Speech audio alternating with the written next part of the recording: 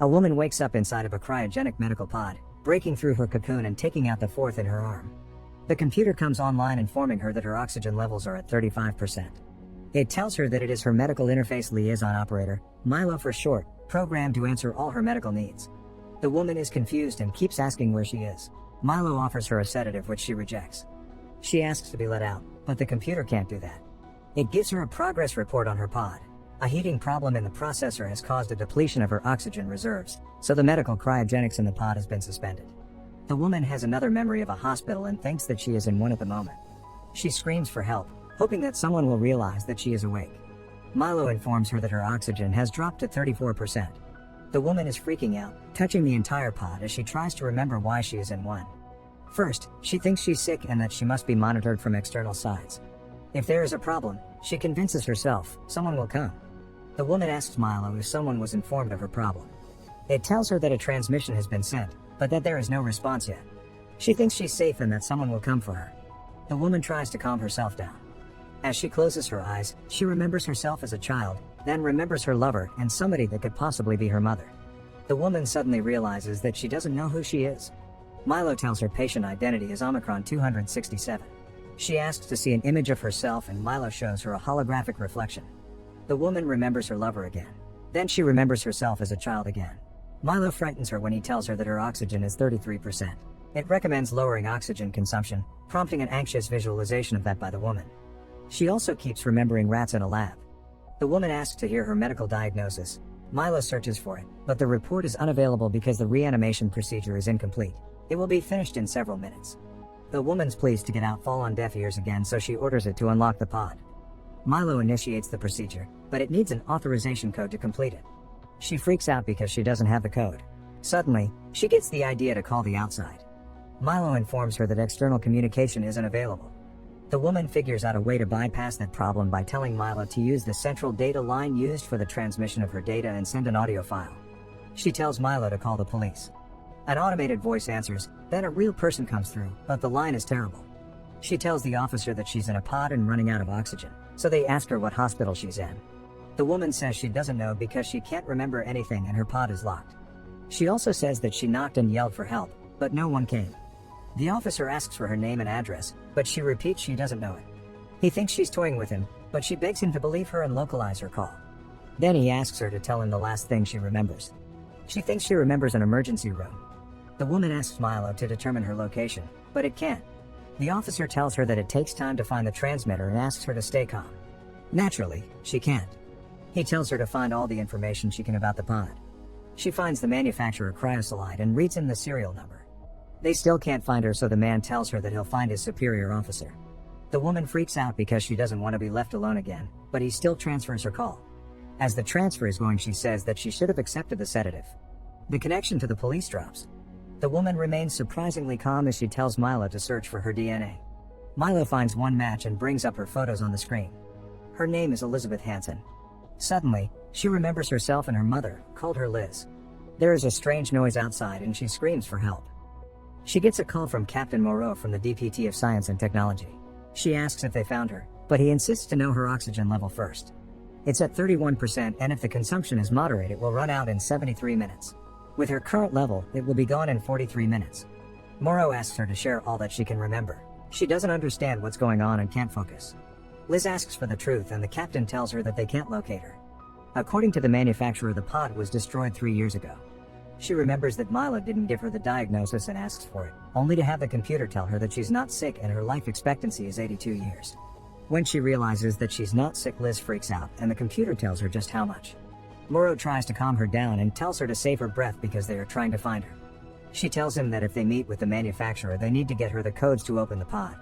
Moreau doesn't know exactly how much time it will take him to get the information. The call drops and Milo can't reconnect because the number doesn't exist.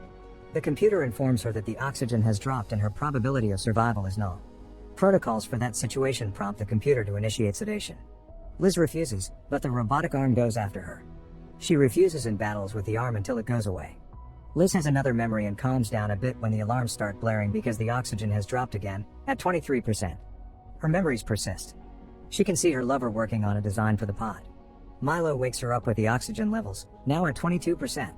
Liz had lost consciousness for 17 minutes since the call with Moreau. She tries to think of someone who can help her, so she tells Milo to search all data in her name. It finds academic articles, press articles, and other things. She asks for the press articles. Liz finds out that she is a Nobel Prize winner and a cryogenics doctor. As she remembers some experiments she was part of, she says that she did all of this to herself. Liz sees her social media profile and realizes the man she has been remembering is her husband, Leo. She looks at a photo of the two of them in Maui, then goes into another memory about him. Liz tells Milo to find his number. It finds two. The first one doesn't connect and the second is answered by an older woman. She begs to speak to Leo urgently, but the woman hangs up. Milo calls back at her order and the woman answers, telling her never to call again. Liz keeps calling back but to no avail. The oxygen drops to 21%. She finally manages to open the restraints on her legs and moves around, looking for a way to open the pod. Nothing looks obvious though. Liz has a hallucination connected to her memory of lab rats. She tries to open the pod again and Milo offers her a sedative again. Liz accepts it so she can break off the needle and use it as a tool to scratch open the pod. She gets electrocuted by the pod for trying to get out. Liz loses hope as the oxygen keeps dropping. The pod gets another call from Moreau who tells her that they will have the codes for her shortly. The oxygen drops 3% more and she freaks out thinking that she's losing time. Moreau asks her what else has been happening and she tells him about the hallucinations. He tells her that she's going through a psychotic episode induced by her isolation. So, he suggests she calm herself down by focusing on what she knows is real, like her body. Liz's solution to that is to hurt herself so she can focus on the pain. She remembers Leo again and a medical swab with his name on it. Milo administers an antibiotic so her wound doesn't get infected. She asks Moreau how long she's been missing and he tells her it's been a few days, but no one has reported her missing. Liz tells him about her husband, still misremembering things about her life with him. Suddenly, a distant second voice appears on the line, but Moreau doesn't tell her who it is. Furthermore, he says that she was never married. Liz can't believe it and tells Milo to search for him. It finds nothing, even the pictures of the two of them have changed. She gets upset and tells Moreau that she even spoke to someone on his phone number earlier who knew him. The captain asks her what she had told the woman but then says that she wasn't real. Moreover, he says Leo isn't real either. Moreau tells her things that are supposedly real. She was born in Stockholm and lived with her single mother, who moved them to France when she was 6. Liz says her name was Alice. Moreau says it was Isabel. She studied at Oxford where she says she met Leo, still convinced that he's real. Her oxygen drops further and she pleads for the codes as Moreau talks to someone else, but tells her that she's hallucinating. Liz thinks that he's behind what's happening to her. She tells Milo to disconnect the call. Suddenly, she remembers Leo with lesions on his body. Then she remembers him getting sicker and both of them going to the hospital. Another call comes through and she rejects it, telling Milo to replay the last 30 seconds of her last call and to turn the volume up when the second voice appears. The voice says to tell her that she's hearing things because of the stress she's under. There is another incoming call which she refuses first and then accepts, thinking someone is messing with her. She asks who it is and why they're doing this to her. It's the older woman on the other line. She tells her that she knows Liz is in a cryogenic chamber and that something must have gone wrong. Liz asks to talk to Leo, but that's not possible. The woman tells her that she can help her, but Liz keeps asking for Leo. She tells her that he's dead. Liz ends the call. Her oxygen drops to 14%. The woman calls again and tells her that she is the only one that can help her. She knows the codes for her pod but begs her not to use them. Liz makes the woman tell her the code and she gives it to Milo. She gets full admin privileges. Liz tells Milo to open the pod, but the woman begs Liz not to do it because she will die if she does. The woman can prove it to her so Liz pauses the unlocking procedure. She tells her to go into the system preferences and find the centrifuge controls, then switches them to 0. Milo turns off the micro thrusters. Suddenly, Liz floats in her pod as Milo tells her that long exposure to 0 gravity can be harmful. The woman tells Liz that she isn't on Earth anymore. Milo confirms how far from the planet her location is. Liz initiates the centrifuge rotation and gravity is restored. The woman continues to explain that Liz is in hypersleep for a mission to colonize a tidally locked planet 14 light-years from Earth. But they have just left and they still haven't engaged the nuclear-power drive. Liz asks if she worked for the Ministry of Defense. The woman says yes because the mission concerned the entire human race that will become extinct in 2 generations. But that the information can't be made public and that was why Moreau lied to her. He didn't know how much she remembered and how many things she could have shared with the police or anyone else. The woman tells her that everything that the army did since she got into communication with them was to prevent her from recovering her memory. Liz remembers Leo dying in a hospital from a virus that killed millions. The woman tells her that she has been in hypersleep for 12 years. Since her oxygen is dropping and she'll be out of range very soon, the woman asks her to let her help because she designed the pods and she can put Liz back into hypersleep. They find out that the processor that prevents brain atrophy is the one that has overheated. The woman tells her that they have to divert its functions to another processor, not in charge of her essential functions. She orders Milo to transfer the data to the processor they found, but it can't be done. The woman gets a visit from the army, so she tells Liz to remember everything that she knows about the pods and find a way to get back to hypersleep before the oxygen drops under 2%. Before the call ends, the woman tells her to find Leo so she can find her memories.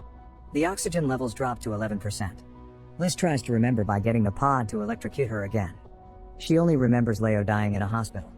Liz shocks herself again and again until she remembers Leo telling her that they will meet again. She asks Milo to find Alice Hansen.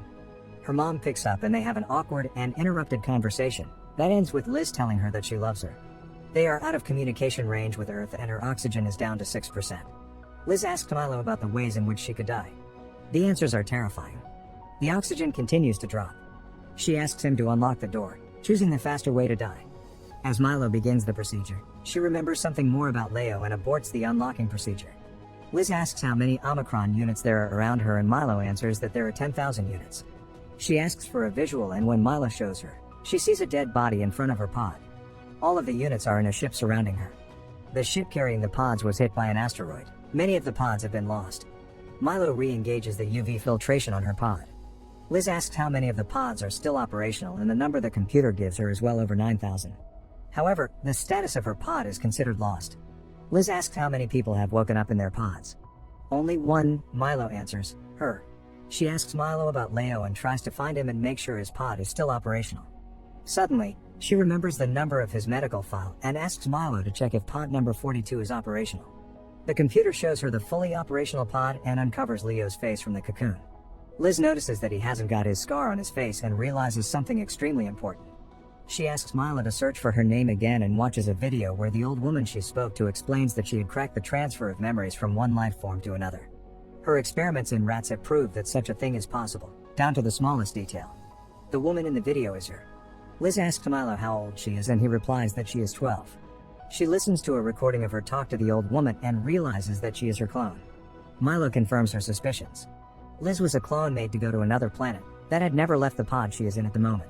She freaks out, as one would only expect, thinking she's disposable and crying out that she wants to live. The oxygen level falls to 4%. Liz asks Milo to record a message for Leo's clone before she dies. She tells him that she can remember their entire life together and paradoxically feel it as an abyss inside of her because they have never even met. Liz suddenly decides not to give up. She tells Milo to search for alternative processors, but there is another problem. The computer tells her that her chances of survival have dropped below the acceptable parameters and the euthanasia protocols have been initiated. Liz tries to stop the protocol and asks how it's administered. When Milo answers that it is administered intravenously, she remembers taking out her needle and realizes that it will be administered through the harness strapped through her abdomen. Liz releases the belt, but the countdown continues. She reaches for the fourth in her foot and takes it out before the drug reaches her. Liz tells Milo to deactivate the processor meant for disaster scenarios and redirect the processor that regulates brain activity through it. She orders the computer to put her back to hypersleep, but that is an impossible task since she has disconnected herself from everything needed to regulate hypersleep. As the oxygen levels become dangerously low, she hallucinates again. When the visions are over, Liz puts her second four back on, then her umbilical belt, and finally the fourth on her arm. Then she places her cerebral monitor back on. Unfortunately, the oxygen level has reached 1%. Milo tells her that she won't survive resuscitation. She apologizes to Leo for not surviving, and Milo terminates the recording. Liz runs out of oxygen but remembers there might still be some left in the other pods. She tells Milo to divert that oxygen to her pod as he puts her back into hypersleep again. It asks her if she wants a sedative, and this time she accepts. The process to get into hypersleep begins, and Milo tells her about the planet she's going to and how they will get there. Before she falls asleep, she asks him to tell her about Maui. She renames her clone to Liz and falls asleep as the oxygen runs out. Liz and Leo reunite as clones in another solar system on another planet, and live happily ever after. Subscribe for new videos update and turn on notifications and leave a like to help the channel out. Thank you for watching.